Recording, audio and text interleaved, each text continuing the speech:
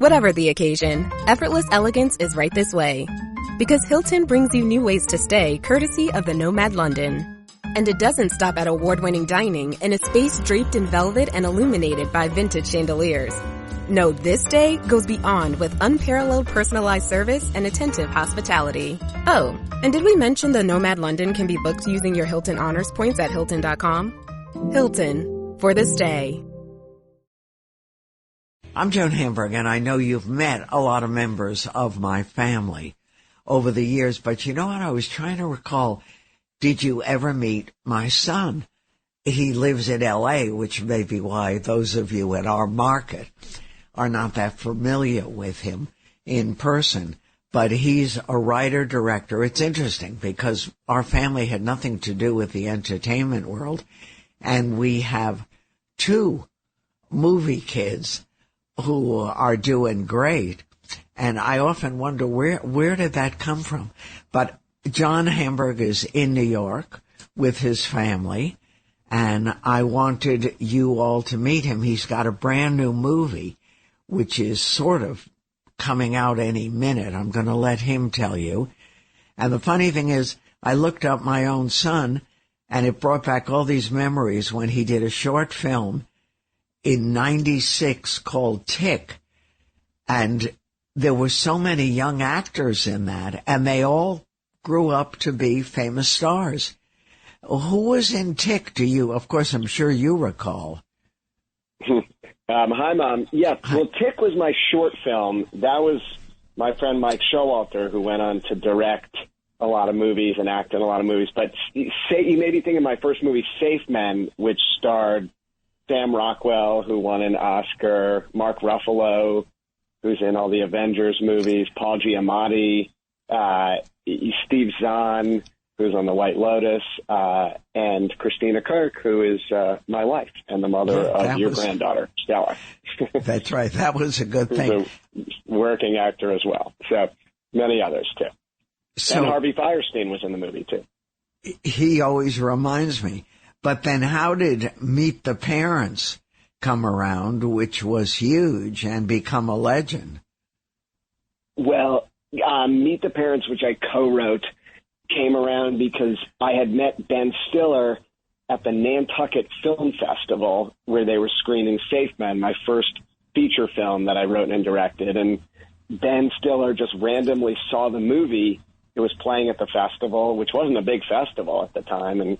And he just loved the movie. And we met that weekend up on Nantucket and started talking about working together. And first, we worked a little bit on the script for the movie Zoolander, which then took a pause and ended up coming out after Meet the Parents. But then he was, engaging in this movie, Meet the Parents, and thought that I could be helpful in terms of revising the script and, brought me in to meet with the director and producers. They had no idea who I was. I was sort of, very wet behind the ears and up and comer. And I ended up getting the job to work on it, and it was a great experience for me, and the movie turned out well somehow, and it became a big hit, and that helped my career a lot for sure. So I really have Ben Stiller to thank for his early support. Right, and a lot of great movies. I love you, man, and it's interesting because when people talk to me about your movies, right up at the very top is Along Came Polly. People still think that's one of the funniest movies they've ever seen. Yeah, that one. Yeah, we made that. That was Ben Stiller, Jennifer Aniston, the late Philip Seymour Hoffman, Alec Baldwin, Hank Azaria, great cast. And yeah, that was my first kind of big studio movie as a director. I'd co-written, Meet the Parents and Zoolander. But Along Came Polly was my first one as a writer-director, and it was, you never know. At the time, I always tell you, don't pay attention to reviews, Mom, because I know you get very upset when critics are negative about these movies. But, critics with comedies tend to not be as positive, and, that movie got terrible reviews, but we felt like we had made something really funny. We had screened it with so many audiences, and it's been really gratifying that it's kind of stood the test of time. So you never know. You just have to but I take it personally when I don't. So, yes, I would have no career if I paid attention to critics. But thankfully, I make these movies for audiences, and so far it's going okay. And they love it. But let's talk about the new movie. Yep. So the new movie is called Me Time. It stars Kevin Hart, Mark Wahlberg, and Regina Hall, who's a great actress who co-hosted the Oscars, the very controversy-free Oscars this year. It's a movie I wrote, directed, and produced. It's going to come out on Netflix a week from Friday. And, it's basically about something I think we can all relate to, and especially coming out of this pandemic, which is the idea of having time to yourself. And the story, Kevin Hart plays a stay-at-home dad. His wife, played by Regina Hall, is this superstar architect who's always working and traveling, and he's the one holding down the home front. And she's sort of feeling disconnected from her kids, who are 10 and 5, and wants to take them away for spring break by herself to visit her parents. And so Kevin finds himself basically alone in his own house for the first time in a decade. And he doesn't know what to do, because when you're used to having your family around, or, whether you have a family or not, most of us don't have a lot of time to ourselves. And he really tries and fails at spending some me time. And then he ends up kind of reluctantly calling his former best friend, played by Mark Wahlberg, who's taken a different path in life. He's a 40-something bachelor who, everyone else has gotten married and had kids and this and that. And the only people he can still hang out with, at 3 a.m. on a Wednesday night are a bunch of 23-year-olds. So he joins Mark and ends up on a wild weekend that kind of upends Kevin's life. And was he fun to work with? Yeah, both Kevin Hart, Regina, and Mark Wahlberg, a lot of fun. I mean, Kevin is one of the funniest people you'll ever meet. Obviously he's probably the biggest stand-up comedian on the planet, and one of the biggest, movie stars on the planet. And he's just also, he loves it. He's just a fun, energetic, committed guy. He's nice to everyone. I've never met anybody who works as hard as he does, nonstop. And he's just he's inspirational, because he never stops. He doesn't rest on his laurels, and he's got a million things going on. But when you get him on set, he's focused and as funny as anyone. I've worked with a lot of very, very talented, funny people throughout my career, and he's as funny and as talented as any of them. And you know what I find surprising, too, even though, I sort of watch you and your cousin and people in the business, how long it takes to make a movie. People don't get it. It's a big deal. Yeah, it takes a long time. I mean, especially as a writer-director. I have friends who are directors, or our cousin Doug Lyman is a director, and he's made way more movies than me, because he can find a script and jump onto it. For me, as a writer-director, I have to generally come up with the idea, or something sparks the idea, or it's a script that I end up rewriting. So, that takes a long time. That can take months to years to find the idea and write the script, and then making the movie takes about a year, and then so it's like at least a 2-year process, and often it can be longer, on and off. So now that this movie is about to come out, do you have to immediately try to find out what the next project is, or do you give yourself a break? No, I mean, I think about next. Well, I have an animated movie that I'm co-writing and producing for Netflix that I'm going to jump into in the fall.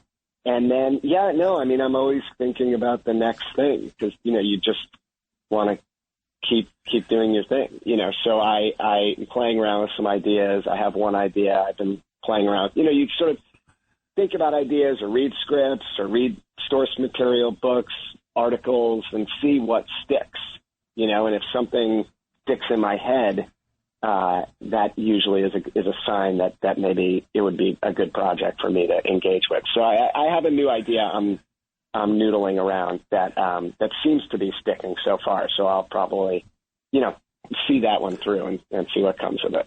All right. And the world of movies has changed dramatically. And probably right, will never be the same again, or will it? No, it has changed. I mean, I feel very fortunate that I got to make movies in an era where people went to movie theaters to see the kinds of movies that I make, to see comedies. Nowadays, you get the occasional breakout, movie that people go see in theaters that's not a big superhero movie or a big animated movie. But for the most part, so many movies go straight to streaming.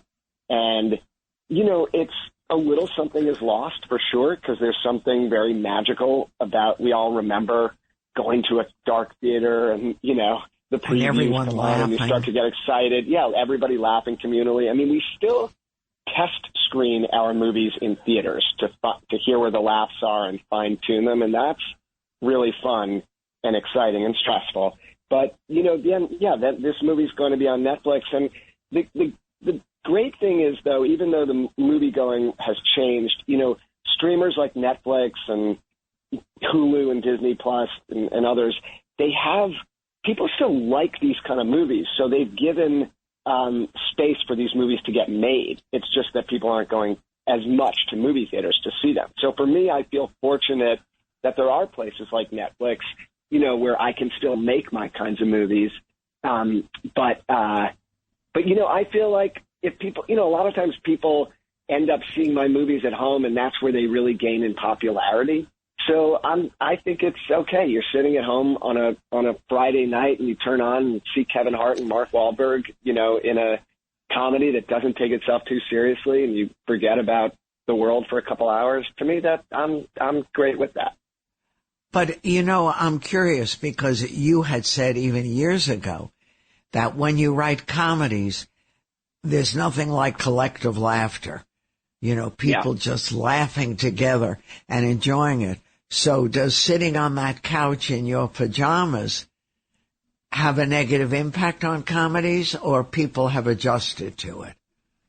I think people have adjusted to it. I mean, yes, there's nothing beats 400 people in a movie theater laughing, for sure. That is special, and I've been a part of that. Or it can be painful when you want them to laugh and they're not laughing too. So, but if you're making them laugh in a movie theater, there's almost nothing better as a comedy filmmaker. But having said that, like, take a movie like Zoolander, which we did with Ben Stiller and Owen Wilson and Will Ferrell, many others. That movie was not a big hit in the theaters. And it came out, only a few weeks after the tragedy of 9/11, and people just, were not quite ready to. Yeah, and also that movie is not for everyone. It's kind of, you have to kind of get into it. And that movie has become one of our most popular movies on home video and on TV, and people watching at home. And so, yes, you're not all laughing together in the theater, but you're picking up on things at home that you may not experienced in the theater. So it's just different. I don't think one's better or worse. It's different. And, you were talking about Along Came Polly. That did very well in the theaters, but, has had an afterlife at home. Same with I Love You Man or Why Him or some of these other movies. Well, I'm all excited about Me Time, about to be released. Congratulations. Thank you, Johnny. Thanks, Mom. We'll talk to you again very soon. Say hello to everyone. I'm Joan Hamburg. You've met my son, John Hamburg. New movie, Me Time. Netflix is the parent behind this, and it's going to be out. You can all see it within the next couple of weeks. Hello, folks. Larry Kudlow here. Pay attention, because China is leading the largest anti-American alliance since World War II, one that's already dumped U.S. bonds, grabbed 43 million acres of our farmland, and is plotting to dethrone the dollar. That's why IRA and 401k savers are protecting their savings with gold. Please go to freegoldguide.com/Kudlow or just call 800-621-3908 for your free gold guide on how to protect your wealth with gold 100% tax-free.